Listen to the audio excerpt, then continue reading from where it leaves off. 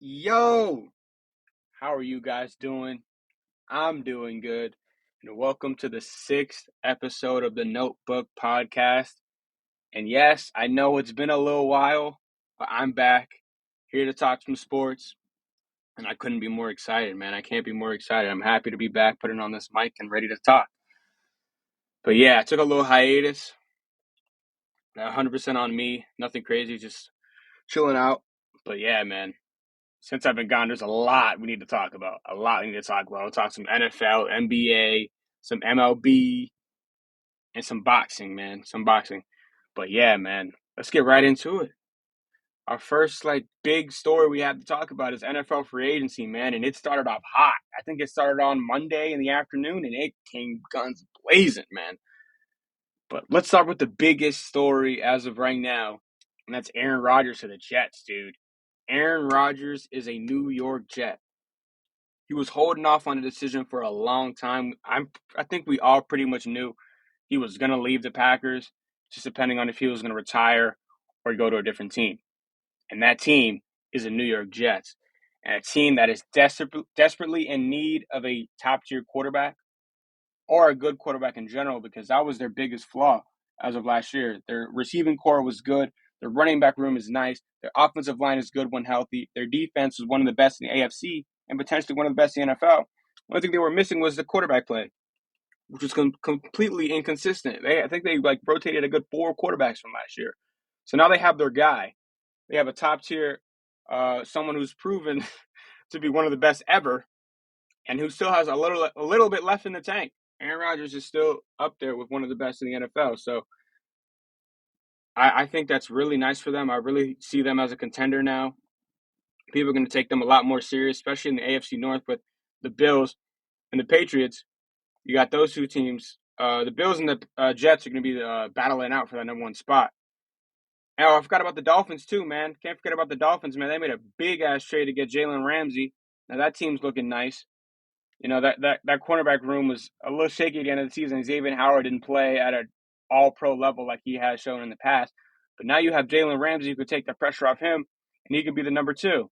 So, man, that defense is looking really nice now. That offense is still one of the best in the NFL when everything's clicking. So the AFC North is going to be brutal. Going to be brutal. Those 3 teams, the Jets, Bills, and the Dolphins are going to be going at it for that number 1 spot. And I really can't wait to watch that and see how that plays out. But in terms of the Jets, man, you have Garrett Wilson now.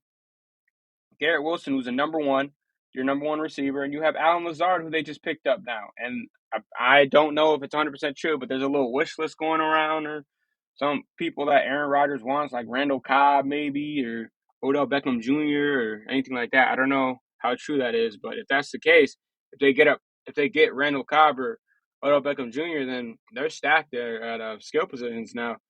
So now it's all up to Aaron Rodgers and that defense, which I believe will play really well. That team's definitely no joke.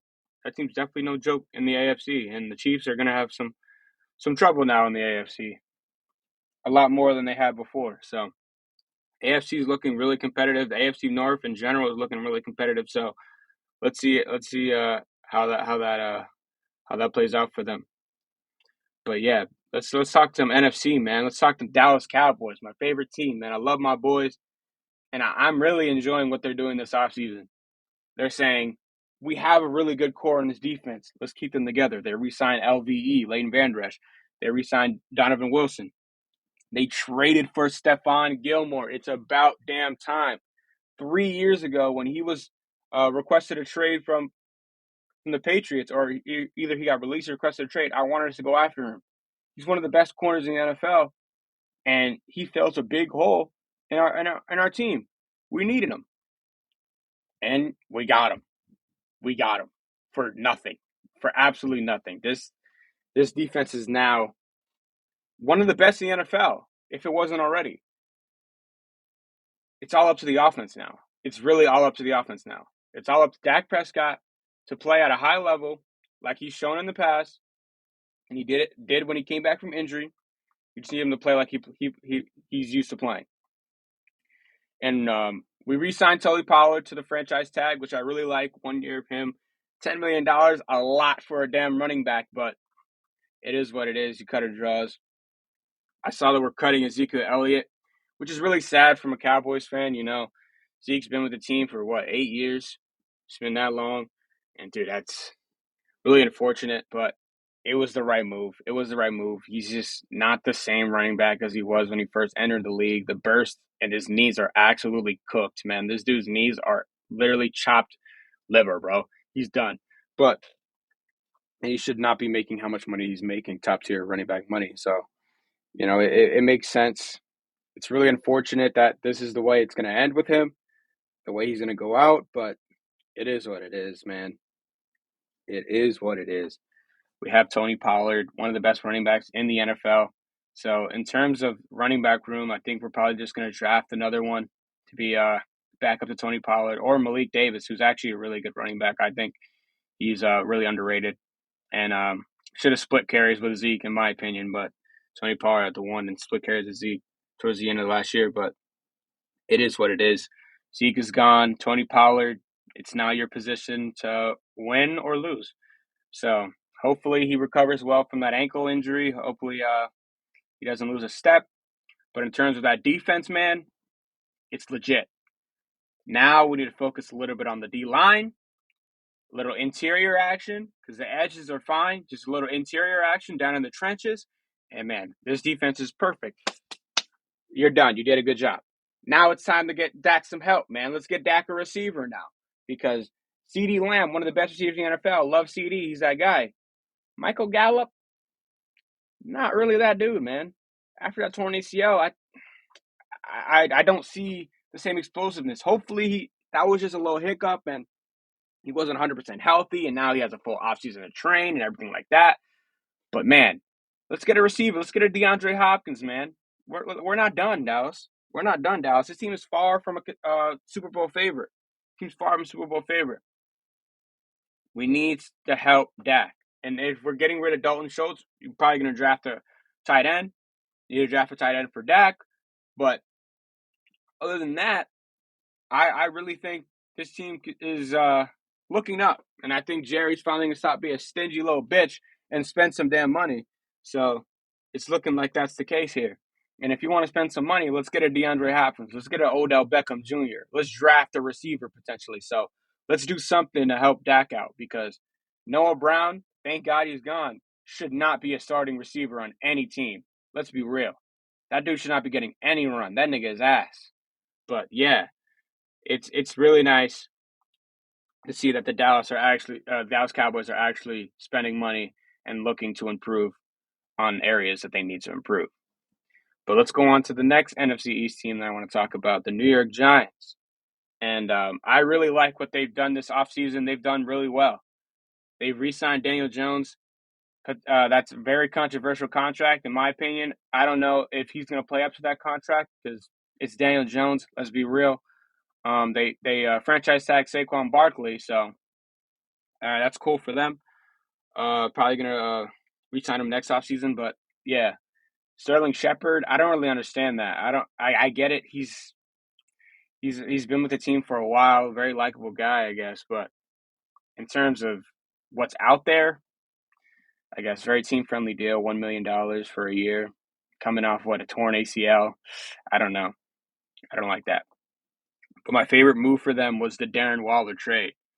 Really, it's pretty much trading Kadarius Toney, who they never played, for Darren Waller in a position of need. They needed better receivers. They got one. Darren Waller is a beast when healthy. The big asterisk there is when healthy. But his contract is cuttable at the end of the season. So if things don't work out, you can just cut him. And it's pretty much like you traded him for you pretty much got nothing. So it's pretty much like an experiment. Let's get Daniel Jones some help. And if it doesn't work out, it doesn't work out. But I also like Bobby Okereke. I think that's how you pronounce his last name, the linebacker. Dude, he's tough. He's really nice. I really like that for them. Yeah, so they did really nice. They did really nice this offseason, and it's still going on. So maybe they pick themselves. They need a receiver, another receiver. So, because that's definitely their biggest flaw in their roster right now is either receiver right now. Yeah, so I really think they need a receiver, another one, but like a big time receiver, like an actual number one receiver, because they haven't had that in a while. They haven't had that since Odell Beckham was on the Giants. So yeah, I really think they need something to help Daniel Jones in that offense, uh, other than Saquon Barkley. But let's talk about the Eagles, man. The Eagles are losing players every single day, dropping like flies, dropping like absolute flies. And that's really, really, really unfortunate for them. A team coming off a Super Bowl berth, and now it's looking like they're no longer the favorites to even win the NFC East anymore. They did re-sign James Bradbury today. They did re-sign Jason Kelsey yesterday. I really like that for them. Both of them are big positions of need. Brandon Graham is coming back. They got Rashad Penny, who's a really, really, really good running back. Really, really good running back. Really underrated running back, in my opinion. I think he's should be getting really good recognition for what he brings to the table. He's a really good running back. And with that signing, it looks like Miles Sanders is going to be gone. So they've lost two massive players from that team last year, Miles Sanders and Darius Slay, who is getting cut because they couldn't figure out a contract deal with him. So yeah, it's looking really, really weird for them. And it looks like Chauncey Gardner-Johnson's leaving. TJ Edwards they lost. So it's a lot of players they're losing right now. A lot of players they're losing right now. And it's looking like that team is going to get worse. Fletcher Cox is a free agent as well. I haven't seen him sign anywhere yet. Kaiser White, their linebacker, their really young linebacker, signed with the Cardinals. So it's just really interesting to find out what they're doing. It looks like they're trying to save a little cap, but they're losing big players in that process. Like Chauncey Gardner-Johnson looks like he's gone. And that was one of their best players from last year. Javon Hargraves is gone. And that was one of their best players from last year. So I don't know what direction this team is going or what they're looking to do moving forward. So it's really interesting. We'll see in this next week. I think this week is really big because you're going to see a lot of big names off the board. And next week is when you're going to see a lot of teams focusing towards the draft. So I really think the Giants and the Cowboys are going to be better than the Eagles. Whether that's a hot take or not, I don't know. But with the players that are leaving this roster are making a big impact. These are high impact players for this team from last year that helped them make the Super Bowl, and now they're gone. And the Cowboys are getting better. The Giants are getting better, and it's looking like both of those teams, the Cowboys and the Giants, are ready to spend money while the Eagles are looking to save money. And if that's the case, then I don't see the Eagles really doing what they did from last year. And I would be really shocked if they're even close to the caliber that they were last year. So really interesting offseason. One of my favorite deals was the Panthers deal. Not for the Panthers, but for the Bears. The Bears, they got DJ Moore. They got DJ Moore and what? The ninth overall pick and a second rounder and a first rounder from 2024 for just the number one overall pick. Hey, to me, that's a steal. They fleeced them. Now Justin Fields got him a little bit of help. That's my guy. I love me, Jay Fields. They signed Tremaine Edmonds too, so that Bears team is looking really interesting. Let's go over a little bit of these teams here. The Falcons are doing really nice this offseason. I like the Jesse Bates pickup. I like Jonnu Smith, Taylor Heineke. They're picking up. Yeah, he's all right. Lorenzo Carter, they re-signed. So, it's interesting. See how they play out. The Saints, they got Derek Carr. They restructured Michael Thomas's contract to a one-year deal. But, yeah, Derek Carr, I don't know. We'll have to see with them. Their defense is really nice. They did have a quarterback problem last year, so maybe he helps them out. But I don't know. It just depends on how Derek Carr plays. Sometimes Derek Carr looks like he's one of the top 10 quarterback, and the next he looks like he's shit. So you don't know what you're getting with them. Let's see here. Yeah, other than that, think that's pretty much all I want to talk about in terms of the NFL. Yeah, it's about it. Let's switch our cap here to the NBA. Let's talk about the NBA here. And I missed a lot. There's been a lot since I've been gone. I didn't miss anything. I've been still watching. I watch every day, but man, that Western Conference is looking devious. That Western Conference is looking devious. It seems like every single time we're talking on this podcast, it's about the Western Conference. But shit, I didn't expect it to get like this. There's a new team in the playoffs every day. Every day, there's a different team that's in a playoff position, and I love it. It makes every game so important. And coming towards this final stretch of the season, that's what you want. You want teams to be gutting it out, grinding it out, and being ready for the playoffs. And let's talk about the Lakers, man. The Lakers are looking nice, man. Even without LeBron, them boys are hooping, man. And I love me some D'Lo. D'Lo's probably my favorite player in the NBA. And man, he's on a resurgence, man. In terms of the media, he's been doing this on the Timberwolves. They just don't pay attention to it. The whole conception is that D'Lo fell off. He's still been loading for years. Like, stop. He's been doing this. He's been hooping. He's been efficient. Everything like that. But they just don't care. People just don't give a damn. And now he's on the Lakers. He's got this big spotlight, and he's doing the same thing, but just at a higher clip and with more media coverage, and I love it. People are finally understanding that D'Angelo Russell has been developing into one of the most underrated players in the NBA, and he's now one of the most underrated players in the NBA. Not anymore, probably now, because of how he's playing and how much media attention he's getting. But he's been hooping for a while, and people just don't care. But back to the Lakers in general, the trades that they made with Vanderbilt, and then Beasley had an insane game last night against the Pelicans. But yeah, man, those trade acquisitions are really playing their part. Rui Hachimura is playing well. Vanderbilt has exceeded expectations on the Lakers now. D'Angelo Russell's been running the offense a lot better than Westbrook did, I'll say the least. But AD's been aggressive as of late. You'd like to see that, especially defensively. He's been amazing. And they're doing this all without LeBron. All without LeBron. They're only 2 games out of a playoff spot after being one of the bottom teams in the West a couple months ago. So, man, this team is really turning the corner. And I don't want to pin the blame on Westbrook because that's not what I'm here to do, and it's not 100% his fault. But ever since that trade, they've really looked a lot better. They've really looked a lot better. And I think it really did work out for them.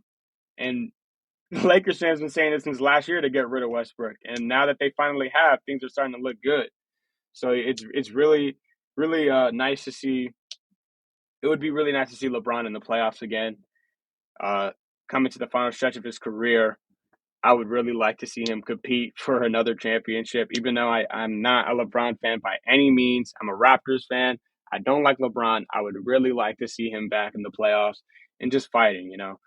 So I'm really pulling for them. I like D'Angelo, so I'm definitely locked in. I watch their games a lot, and I would really like to see LeBron compete in the playoffs. Let's see a LeBron Curry matchup one more time for old time's sake. But yeah, speaking of Curry, let's talk about the Warriors, man. And I watch the Warriors every night that they're on because I don't know, I enjoy watching the Warriors play. I enjoy watching the Warriors play. I like watching Curry. I like Jordan Poole. I like Klay Thompson. But yeah, and when I watch this team, you just get the senses that this team is just coasting, man. They're just coasting for the playoffs. Bro, it's just is what it is, you know. It's the Warriors. They're gonna have fun. They're fucking around. They know once playoff time, they're gonna lock in and make a run at that championship. But yeah, this team is just coasting. It looks like them boys are just coasting. But man, Klay Thompson and a 33 in the first half, bro. Like what? Bro was going crazy. That was really fun to watch. But yeah, I hope Andrew Wiggins comes back. I don't know what's going on with him. He hasn't played in a while for like personal reasons. Hopefully he's doing all right. But yeah, that's a big piece for them. Hopefully he comes back in the playoffs. Gary Payton I saw should be coming back soon, which should really help their defense, which is definitely their biggest weakness is their guard defense. So hopefully he comes back and make an impact for them. But yeah, that team's looking pretty dangerous. and right now they're sitting at fifth, a game out of fourth place. So yeah, that team's looking look a little dangerous. And as of right now, they'd play the Suns in the playoffs without home court advantage. And I don't know if they win, but hey, man, it is what it is. But yeah, let's talk about another Western Conference team, man. A team that I had spotlighted on once they made a trade in the at the trade deadline, and it's not working out as well. Let's talk about them damn Dallas Mavericks, dude. And it's not even 100% their fault. That team just can't stay healthy. Luka can't stay healthy, and Kyrie can't be on the court all the time. I don't know. He's been out with personal reasons. I believe there's a death in the family, which is unfortunate, but they're just dropping games left and right that they should be winning. No Morant against the Grizzlies, and Luka and Kyrie don't play back-to-back times, and they lose both of those games in desperate games that if they win both those games, they're in a playoff spot. So, and now they're looking at themselves a game out of the playoffs and only a game in the play-in. So it's really unfortunate how this season's turned out for the Mavericks after a positive ending to the season last year. They made the Western Conference Finals, and you think, oh man, this team's really going to be interesting for a time to come. But right now they're scrapping and struggling to win games consistently now. Especially with the injuries going on, it's hard to find a rhythm and build that chemistry with a semi-new roster. I mean, it just is what it is. But hopefully they turn their shit around and find themselves in the play-in or play-off. Because as of right now, they would play the Lakers in the play-in, and LeBron seems to be coming back soon. And Luka's, I would say day-to-day, but they rule him out even before the day of the game. So I don't know if he's either day-to-day or maybe week-to-week. Who knows? But yeah, Luka's always hurt. Luka needs to get right and get healthy and figure that shit out because that team is in a little bit of a deep waters here. So I don't know what the fuck their problem is, but they need to lock in. On our next topic in the NBA, man, let's talk about Morant. The NBA has a Morant problem because what the hell was bro doing? This wasn't a one-time occurrence thing. This was not a one-time thing. Oh, he just showed a gun once. This dude is an absolute clown. Absolute clown. He just signed a deal with Powerade.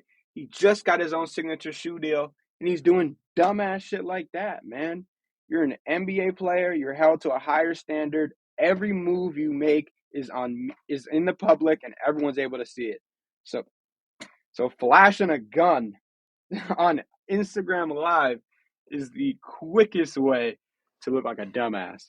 And for this episode, we're going to have a clown of the episode, and it's going to be Morant. I just want a picture of Morant's face, and it'll just be clown of the episode. And I might do this every episode, find a clown in sports. And the biggest clowns in sports right now, and especially in the NBA, are Morant and Dylan Brooks. Let's talk about Dylan Brooks, man. I cannot stand this motherfucker, man. I cannot stand him. Every time I watch in the games, this dude will hit 1-3 and acting like he just hit 3 in a row, man. I was watching the Mavericks game. He hits 1-3, one step back 3, and goes in the crowd, blowing kisses the crowd like a good 4 times. Bro, you're not him. You're not him. Sit your ass down. You're a defender. Sit there and play defense and shut your mouth. I was watching the Grizzlies-Warriors game. This dude's out here talking shit to Curry, out here talking shit to Clay, out here talking shit to Draymond. Bro, you're not him. Understand that. You're not him. You don't do shit on the court except play defense and hit an occasional 3. Shut your ass up and play the game of basketball, man. Dude's out here talking like he's him, bro. You're not that guy. You're really not that guy. And the beef with him and Draymond is just so childish, man. It's so childish. At the end of the day, man, you got to understand you're Dylan Brooks. You don't have a championship to your name. You're talking to a dude who's an accomplished NBA Hall of Famer. And you're out here acting like he's saying like Draymond don't do nothing on the court and shit like that. Like, bro, sit your ass down and shut up. Sit your ass down and shut up. I'm nowhere near a Draymond supporter. But, bro, it's annoying at this point. It's really annoying at this point. Bro, just need to sit his ass down and shut the fuck up and play basketball. But, yeah, man, the Grizzlies are really unlikable at this point. Like, and half of it is, like, not even some of the other players' fault. Like, Jaren Jackson Jr., I don't despise. Tyus Jones, I don't despise. Steven Adams, I don't despise. It's just some of the players that are there are just really annoying. And John Morant has now built a terrible reputation for himself. Dylan Brooks has now built a terrible reputation for himself. And it affects the team now because now the Warriors hate him. There's so many teams now in the NBA that hate him. The Mavericks, Luka hates him for sure. There's just, and I remember I was watching the Grizzlies Mavs game. Dude's out here talking shit to Kyrie. Like, what do you have to do to piss off Kyrie Irving, man? Kyrie Irving's one of the most laid back dudes that I've seen in the NBA ever. And dude's just, I don't understand it. I really don't understand it. He must have said something, but dude, it's Dylan Brooks. He might be the most hated player in the NBA for me, and I have a lot of hated players in the NBA. He might be the top of the list, and it takes a lot to do that. There's a lot of players I hate in the NBA. One of them is Aaron Gordon. Aaron Gordon, fuck you. But in terms of Dylan Brooks, man, dude just runs his mouth. Just runs his mouth like there's no tomorrow. And it's really annoying at this point. It's extremely annoying. Bro, you need to sit his ass down and shut the fuck up. So John Morant and Dylan Brooks, you are the clown of the Notebook Podcast, episode 6. You are the clowns of the episode. Just had to put that out there, bro. Fuck you too. But yeah, next, after that rant, let's talk some baseball. Let's chill out a little bit. Man, spring training's been fun. It's been fun. I want to hear what people think about the pitch clock because I've seen on Twitter, some people love it, some people hate it. I'm a fan of it. I think anything to make baseball a lot faster is cool.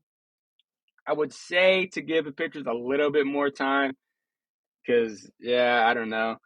I think it really rushes the process because pitching is a lot about focus. So I think pitchers should get a little bit of leeway when it comes to stuff like that. So, yeah, it is what it is. Oh, I just seen that the NBA is suspending John Morant 8 games without pay starting today. So, yeah, that's that. Take that for what it is. But back to the MLB. I wonder what people think about the pitch clock. I'm a fan of it a little bit. I obviously need to see it in more competitive games and late game situations, stuff like that. But in terms of what I've seen in spring training, I really enjoy it. Bo Bichette is raking for the Blue Jays. Like I said last episode, I need Bo Bichette to play at a high level for this team to actually be considered for World Series consideration. So hopefully he's continuing to play like he did his last game. I think he had 2 home runs or some shit. So yeah, I really like that from him. Oh yeah, the World Baseball Classic. Been fire, man. Cannot wait for tonight. Dominicana versus Puerto Rico. I cannot wait for that one tonight. Cannot wait for that. At 7 o'clock, I'm going to be locked in. Hopefully, Dominicana wins so Vladdy can play because I think he's coming back soon from that knee injury. But yeah, the World Baseball Classic has been fire. Team USA is looking really stacked. Puerto Rico's looking all right. Dominicana's looking all right.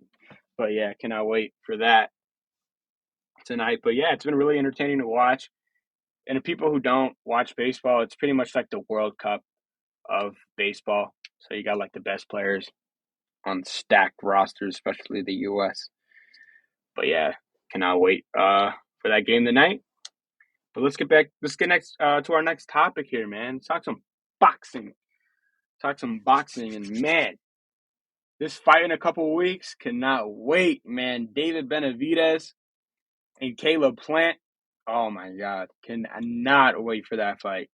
That's going to be a potential fight of the year. You got 2 guys who absolutely hate each other, 2 camps that absolutely hate each other going right at it. And I don't know if people watched the All Access on Showtime. That was absolutely fire.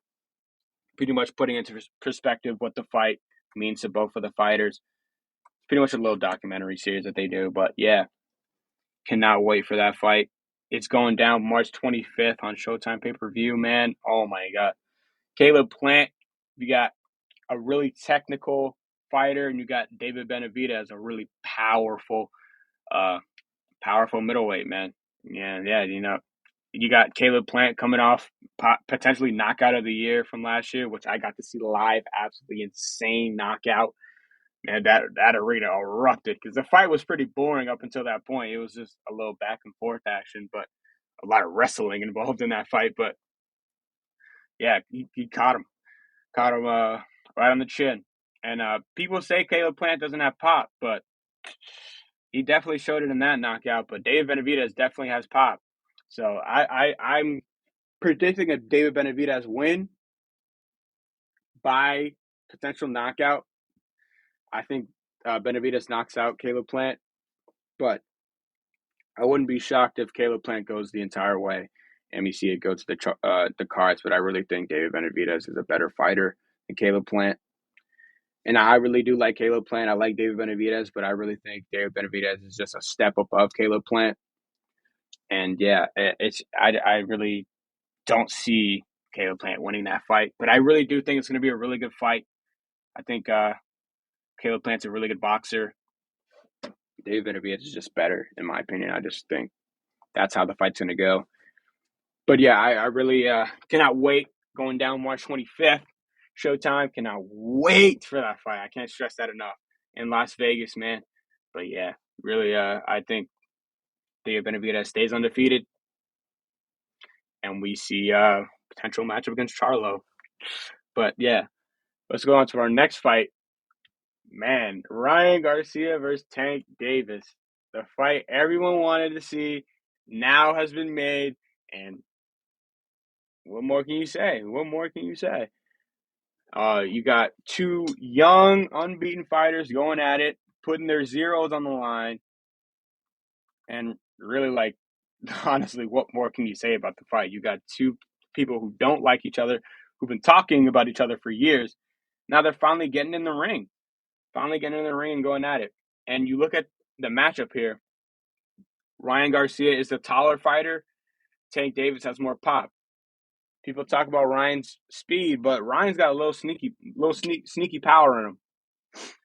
Ryan's got a little sneaky power in him. You know, I don't think it's really going to affect Tank too much. I think I've watched Ryan's last two fights. I've watched Tank's last two fights. Tank is going to wait for his opponent to do what he does. Ryan goes forward, and it always starts out hot. Ryan always throws first. Ryan's always pushing the pace, and he wants to get you out of there early. Tank is a more, I don't want to, lack of a better term, lackadaisical. Nah. I would say he's going to see what you're going to do. He's going to see what you're going to do, more technical in the sense that he's going to wait, see what type of fighter you are, see how you're coming at him, and he's going to find that one punch to knock you out. And the one thing about Tank Davis is he has that knockout power. And look at the fight with Ryan Garcia against Luke Campbell. Everyone talks about that. Ryan Garcia gets knocked down from a nobody is what the consensus is. A nobody. Ryan, and you look at that and it's like, oh, he takes one on the chin and he gets knocked down from someone who has no pop. What is Tank going to do to him? And I think that's a really fair point. Really fair point. Because when you look at Tank, he's going to knock you out. That's how he gets his wins. He's most likely going to knock you out because of his big pop and that big uppercut and that big right hand. So Tank is really great at picking his spots and finding the right time to counter your shots. And when you look at Ryan Garcia, it's just his speed. His speed determines his power. And he said, I remember quote for quote, it's a shot that you don't see that really shows the power. And that's true. And I don't know. Tank's defense is really good. Hopefully Tank is in good shape. But yeah, I really think Tank is going to win. I think Tank's going to win by knockout. I think Tank's going to knock out Ryan Garcia. And we could potentially see Tank in contention for top of lightweight division. And whether that's a Devin Haney fight, who knows? But yeah, I think this is a really big stepping stone in boxing that shows that promotions don't have to get in the way of mega fights. In terms of Errol Spence and Bud Crawford, Showtime, and I don't know where Bud is right now. I think he's a free agent, but so that fight should be made. Hopefully, it happens soon, but I don't think it happens anytime soon because I'm pretty sure Errol's fighting someone else. I'm pretty sure he's fighting Keith Thurman. It looks like, but in terms of that fight, I think that fight definitely needs to be made by the end of the year, for sure. Especially if Ryan and Tank, two young fighters, are able to negotiate with each other and put the promotions aside, the broadcasts aside, to get a fight that they wanted for years to get done. So I really think this is a really eye-opening experience for boxing that, like, look at other sports. Like the UFC, there's not a problem with this because they're all under the same organization. But with boxing, you have so much politics and so much business around that it's really hard to make those fights happen. And it's really it's really nice to see two top-tier prime fighters going at it. Same with David Benavidez and Plant. It's really nice to see two fighters in their primes ready to duke it out and put promotions aside and ready to go right at it. But yeah, I'm really excited for that fight. I'm going to talk more about it once the date approaches. I'm going to do some more film on it, watch some more Tank fights, watch some more Ryan fights. But from the two that I saw, I watched Tego and two Ryan fights, Tego and Fortuna. Ryan really looks like he's going to push. He's on those two fights, he pushed the pace. Like, I don't know if I could really take into account because he's fighting a worse fighter than Tank, and maybe it's going to be more of a chess match. But in terms of those two fights, Ryan pushes the pace and was the initiator in those fights. Maybe Tank's the initiator in this fight. Maybe he switches it up. But from the fights that I've seen from Tank, he's more waiting for his opponent. Like the fight against Rolly, he was waiting. He was waiting, and then he finally found that shot to put the lights out. So, it is what it is. Really excited for that fight.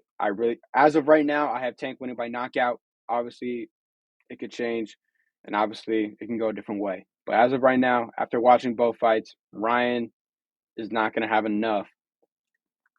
It's not going to be enough to stop Tank on that night. I really think he's going to knock him out. But yeah, that's all the topics I have for today. Really excited to be back. Like I said, I'm going to be back regularly, no problems. So expect the episode next week. Or if any big news drops that I have to make a podcast episode, I will. But be prepared for next week. And yeah, really, really happy to be back. And y'all have yourself a damn good one, and I'm out.